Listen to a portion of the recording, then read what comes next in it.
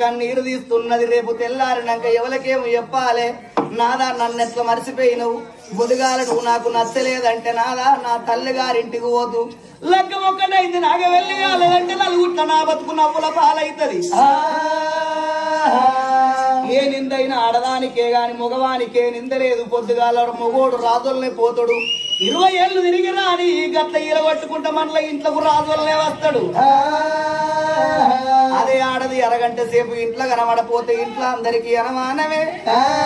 ఆడపుట్టికి అదృష్టహీనమైన పుట్టిక అన్నారు, ఆడదాందేమో రద్ది బతికాన మొగోంది రాజా బతిక అన్నారు. నలుగుట్ల నన్ను నాదా అని వేస్తావా నాదా, 10 మందిల పలసన వేస్తావా నాదా, పుట్టు ఓగుళ్ళ ముండ మోపినట్టు నాదా. ఆగు లగ్గం ఒక్కడైన నాగవెల్లి గాలిని రేణుక ఎల్లమ్మ యమశిర నన్ను వడవంటవా, బాలనాగమ్మ బాధపడవంటవా, శ్రీదేవి బాధలు నాదా సీత కష్టం నాకు పెట్టి నన్ను విడిచిపెట్టి నన్నెట్లా మర్చిపోయినవయ్యా, నువ్వు ఏనంగా వస్తావయ్యా ఓ నాదా.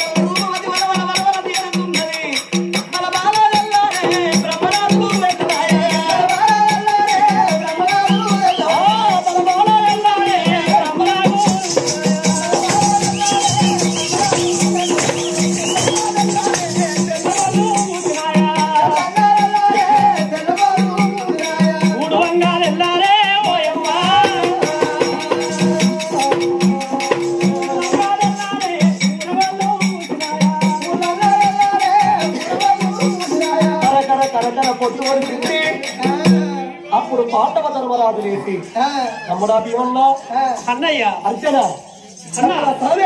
అన్నయ్య ఈ రాజ్యం లోపల మన కొడుక్కి వాళ్ళ నాగవెల్లి అమ్మడేళ్ళ బొద్దుకు మన కొడుకు రంపాలరాజుకు రూపవతి నాగవెల్లి అలా 4వ రోజు మొత్తం సిద్ధమయ్యింది. అన్ని సిద్ధమై దేవతలు కబుర్లు పంపిండ్రు, అచ్చటలు వస్తండ్రు, పోయేటోళ్ళు పోతండ్రు. ఆగో పచ్చని పందిని వేసి నిశ్చయ తోరణాలు కట్టిండ్రు.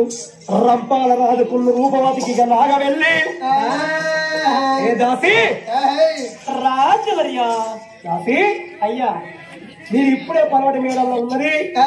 నా కొడుకు రంపాలను కోడలు రూపవతి ఎడంత్రాల మానవోపల వాళ్ళు ఉన్నారు, వాళ్ళకు స్నానం పోసి నాగవెల్లి వస్త్రములు ధరించుకొని వాళ్ళని మీరు శీఘ్రమే తీసుకొచ్చిన వేళ వాళ్ళిద్దరికి మేము నాగవెల్లి చేస్తాము. అయ్యా నీ కోడలకు మేము తాళం పోసులు బరాబరగా నీ కొడుకు కూడా మమ్మల్ని పోయి దాసి అయ్యా నా కొడుకు కోడల కంటే కొడుకు పోసుకుంటారు గాని కోడలకు మీరు స్నానం పోసి మంగళ స్నానం సాగలిది కాదు మంగళ స్నానం పోసి మీరు తొందరగా వరకు ఇక్కడ నాగవెల్లికి మొత్తం సిద్ధం చేసి నడవరి. సరే మంచిది తండ్రి, ఇప్పుడే వెళ్ళి వస్తామని ఆ 7 14 మంది దాసిమాలు రంపాల మహారాజు రూపవతి ఉన్నమాలకు బయలుదేరి పోతున్నారు. రామ రామ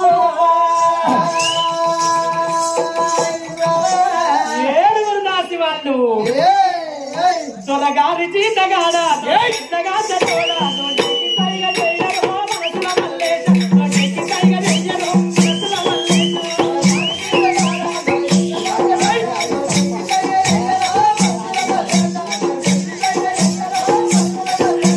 గారి చీతగాడా